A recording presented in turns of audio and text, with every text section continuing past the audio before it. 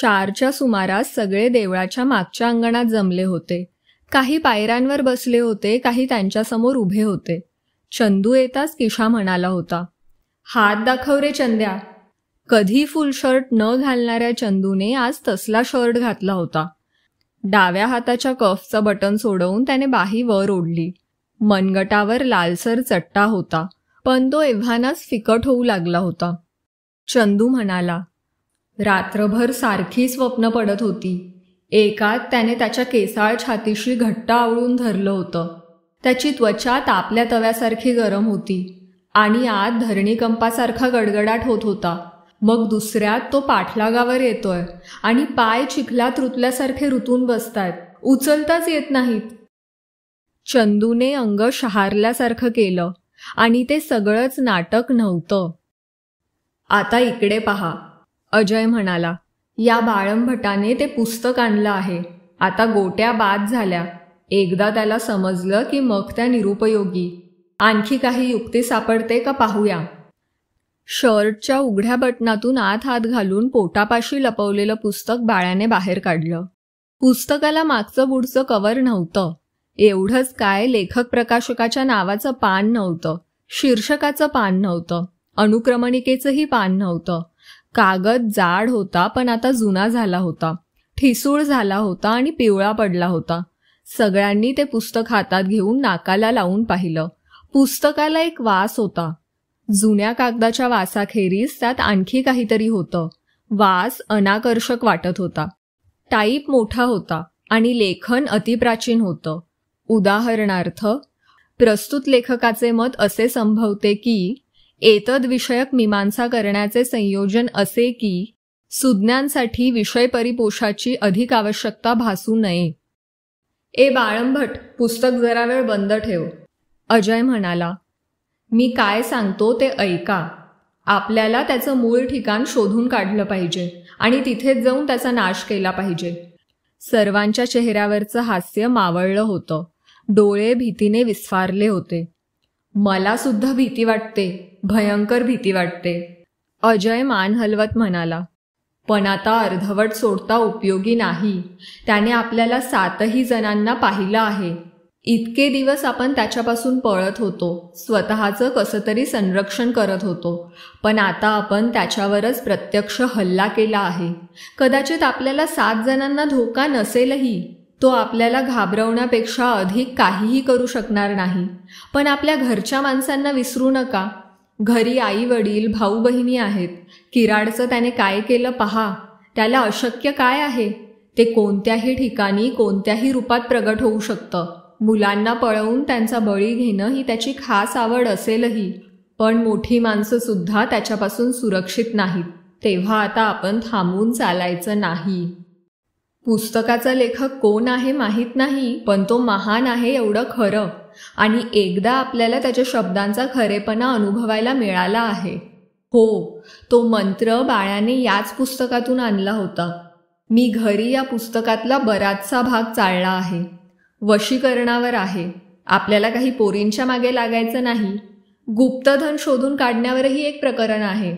आता आपल्याला पैशांची जरुरी नाही. हातात सोनं, हिरे, मोती आले तर त्यांचं काय करायचं तेही समजणार नाही. हडळी, डाकिनी, खवीस, कर्णपिशाच, शिवाय इतर अनेक भूतखेतं, सर्वांच्यावर या लेखकापाशी मंत्र आहेत, तंत्र आहेत, विधी आहेत. पण आता आपल्याला तेही नको आहे. गुप्त ज्ञान जाणून घेण्यासंबंधात थोडासा मजकूर आहे. तो आता मी वाचून दाखवतो आणि मग आपण त्याचं मराठीत भाषांतर करू. अजय जरासा सरसावून बसला आणि त्याने जराशा नकली आवाजात वाचायला सुरुवात केली. दृश्य, श्रुती, घ्राण, जिव्हा, स्पर्श आदींनी मानवास बाह्यसृष्टीचे ज्ञान होते. आपणास अशी पंचेंद्रिय लाभली याचा मानवास मोठा दर्प वाटतो. पशुपक्षादी यच्चयावत प्राणीजातीपेक्षा आपण सरस आहोत अशी तो समजूत करून घेतो. परंतु हा भ्रम आहे, ही समजूत मिथ्या आहे. या पंचेंद्रियांनी मनावर बाह्यसृष्टीचे आक्रमण होते आणि संवेदनांचा कल्लोळ उठतो, जेणेकरून अंतरीचा जो प्रणव आहे तो आच्छादला जातो. वेदोगमुक्त प्रभावी असा हा प्रणव मुक्त झाल्याखेरीज त्याच्या निर्यासाचे निष्क्रमण अशक्य आहे. ही व्याजोक्ती पहा. ज्या समयास पंचेंद्रिये संवेदना पोहोचवणे थांबवतात त्या समयास प्रणवास सर्व संवेदना उपलब्ध होतात. पंचेंद्रिये अवगुंठित केल्याने बाह्य संवेदनांचा प्रवाह खंडित होतो. प्रणव मुक्त होतो. सृष्टी केंद्राशी संपर्क साधतो त्या क्षणी सर्व ज्ञान उपलब्ध होते. तोच खरा अभिज्ञानी होतो. मनात योजलेला हेतू सफल होतो. मला तर यातला शब्दही समजला नाही, रवी वैतागाने म्हणाला. अजून मराठीत भाषांतर व्हायचंय, अजय म्हणाला. मी एका संस्कृत मराठी शब्दकोशात यातील कठीण वाटणाऱ्या शब्दांचे अर्थ पाहिले आहेत आणि मी जो काही अर्थ लावला आहे तो असा आहे. डोळे, कान, नाक, तोंड हे सर्व निकामी करायचे, म्हणजे संपूर्ण काळोखात, संपूर्ण शांततेत अत्यंत निश्चल राहायचं. बाहेरच्या जगाशी संबंध पार तोडायचा, म्हणजे आपल्याला हवं ते समजेल. म्हणजे डोळ्यांना पट्टी, कानात कापूस आणि तोंडात बोळा आणि हातपाय पण बांधून ठेवायचे, चंदू म्हणाला. पण अजय मान हलवत होता. ते फार वेगळं आहे. आमच्याकडे एक इंग्रजी एन्सायक्लोपीडिया आहे, त्यात मी यातलं काही सापडतं का पाहत होतो. त्यात एका ठिकाणी असं लिहिलं होतं, माणसाला बाथटबसारख्या पसरट भांड्यात निजवतात. त्यात एक जाड द्रव असतो. त्या द्रवावर शरीर तरंगतं. मग वरचं झाकण बंद करतात. आवश्यकते एवढी हवा तेवढी आत येते. ती पेटी अशी बनवलेली असते की आत प्रकाशाची चीर सुद्धा येत नाही. एवढासाही आवाज कानांवर येत नाही. पण हे सारं कशासाठी? किशा उत्सुकतेने विचारत होता. काहीतरी शास्त्रीय प्रयोग असणार, रवीने शहाणपणाचा आव आणला. आपल्याला कुठल्या या पेट्या आणि हवेच्या नळ्या मिळायला? मी तुम्हाला फक्त उदाहरण दिलं रे, अजय म्हणाला. आपण डोळे बांधू शकतो, कान बंद करू शकतो. फक्त एखादी आड बाजूची अंधारी जागा. मग या देवळातच भुयार आहे की, बाळ्या अनपेक्षितपणे म्हणाला. इथे? हो, माझे वडील कोणाला तरी सांगत होते. धर्मवेड्या लोकांनी देवळांवर, मठांवर अनेक वेळा आक्रमणं केली आहेत. मूर्तींचा नाश केला आहे. अशा एखाद्या कठीण प्रसंगात संरक्षण व्हावं यासाठी हे करत असत. बाळ्या? किशा त्याच्याकडे नवलाने पाहत होता. माझे बाबा सांगत होते ते सांगितलं, बाळ्या शरमून म्हणाला. मग हे भुयार आहे कुठे? मागच्या चौकात कवठीचं झाड आहे ना, तिथल्याच भिंतीत आहे. चला पाहूया, अजय म्हणाला. मधल्या एका कमानीच्या खालून मागे जायची वाट होती. कधी काळी मंदिराचा सेवक वर्ग इथे राहत असेलही, पण आता इथे कोणी राहत नव्हतं. ऊन कडक होतं, पण शांतता विलक्षण होती.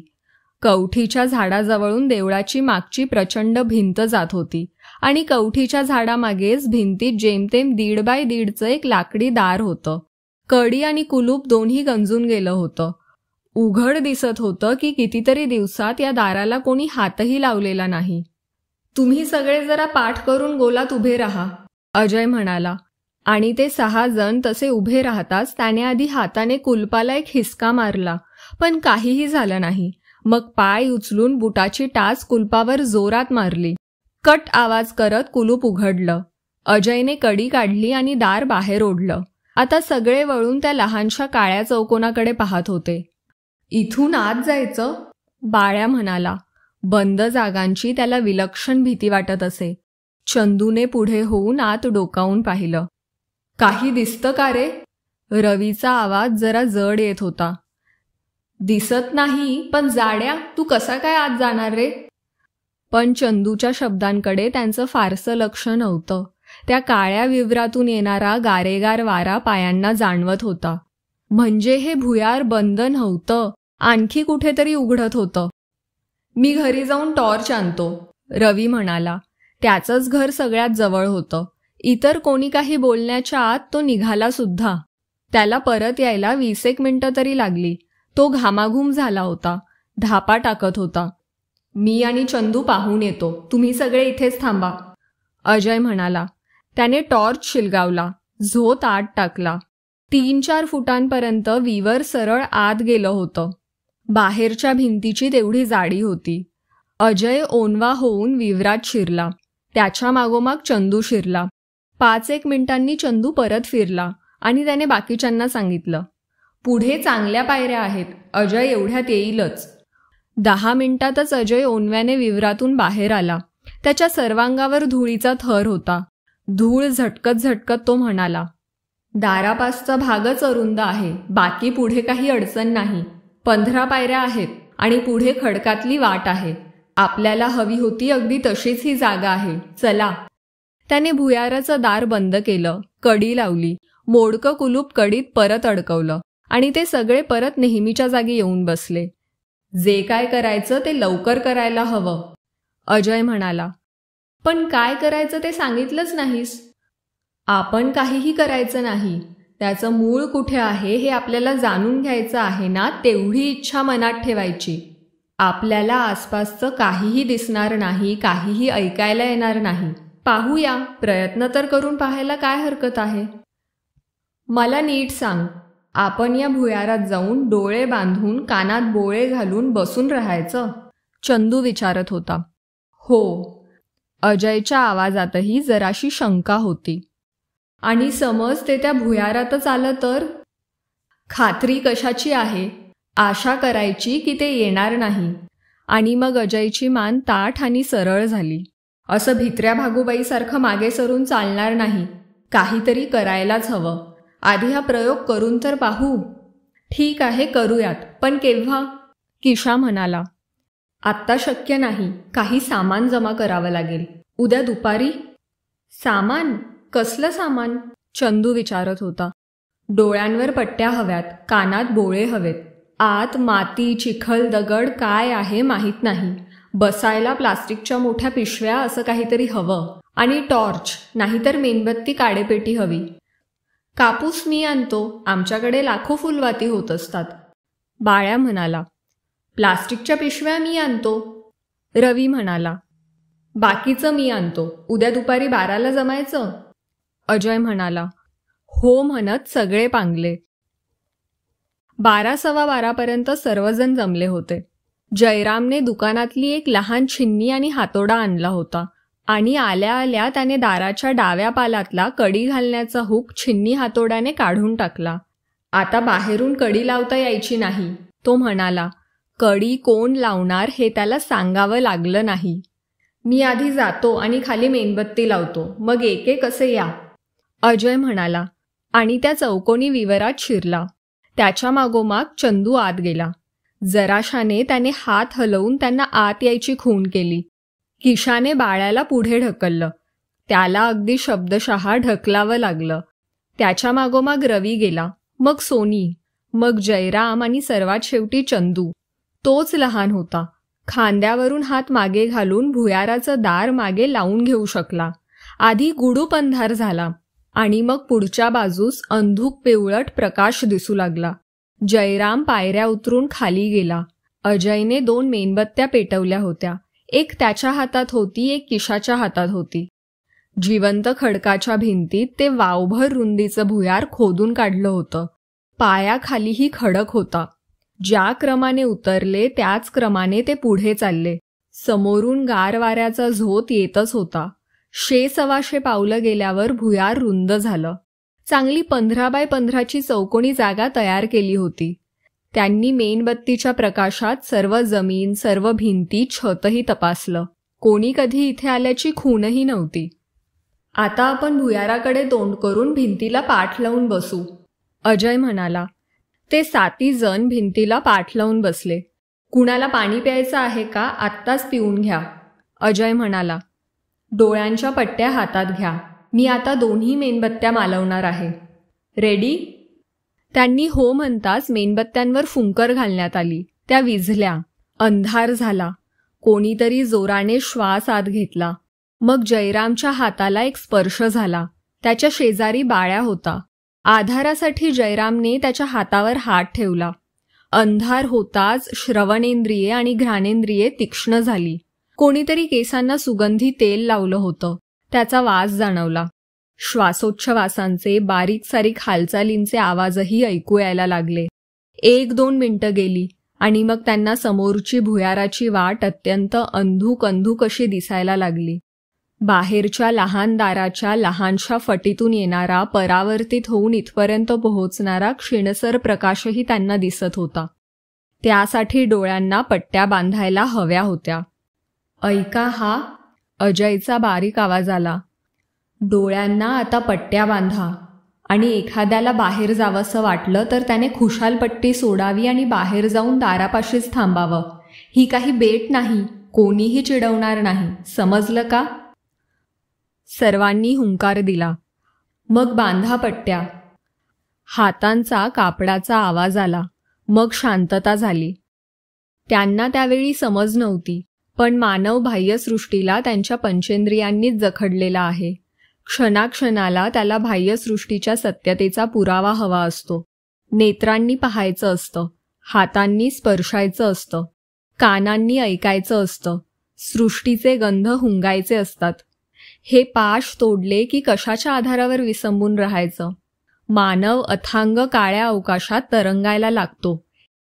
त्यांची कल्पना होती आधी बाळ्याच उठेल, पण आधी उठला तो अजय. सॉरी, बसवत नाही. त्याचा आवाज गुदमरल्यासारखा येत होता. तो उठला आणि बाहेर गेला. त्याने भुयाराचं दार उघडलं तेव्हा अक्षरशः प्रखर प्रकाश झोत पडल्यासारखं त्यांना वाटलं. मग परत गुडूप अंधार झाला, शांतता झाली. बाळ्या आणि जयराम एकदम उठले. त्यांच्यापैकी कोणाचा तरी एकाचा श्वास हुंदक्यासारखा येत होता. दोघंही घाईघाईने बाहेर गेले. वेळेला अर्थ राहिला नव्हता. सेकंद, मिनिट, तास सगळं सारखंच होतं. एकाएकी चंदू काहीतरी ओरडला आणि उठला. मीही येतो, किशा म्हणाला आणि ते दोघं बाहेर गेले. आता फक्त रवी आणि सोनी दोघंच राहिले. अंधार सभोवती घडाघडांनी पडत होता, उबदार आणि सुखकर. नीरव शांततेलाच स्वतःचा असा एक स्थायी सूर होता. रवीला वाटत होतं आपण खडकाला पाठ लावून बसलेलो नाही, आपण हवेत अधांतरी तरंगत आहोत. खाली प्रकाश होता, लालसर पिवळट प्रकाश, हलता प्रकाश, मशालींचा प्रकाश होता आणि माणसं काम करत होती. काहींच्या हातात कुदळी होत्या, काहींच्या हातात फावडी होती, काहींच्या जवळ टोपल्या होत्या. कुदळींनी खडकावर प्रहार होत होते.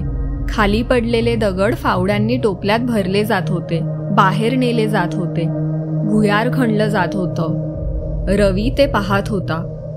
कुदळ एकदम आत गेली. समोर खडकाऐवजी लाल माती होती.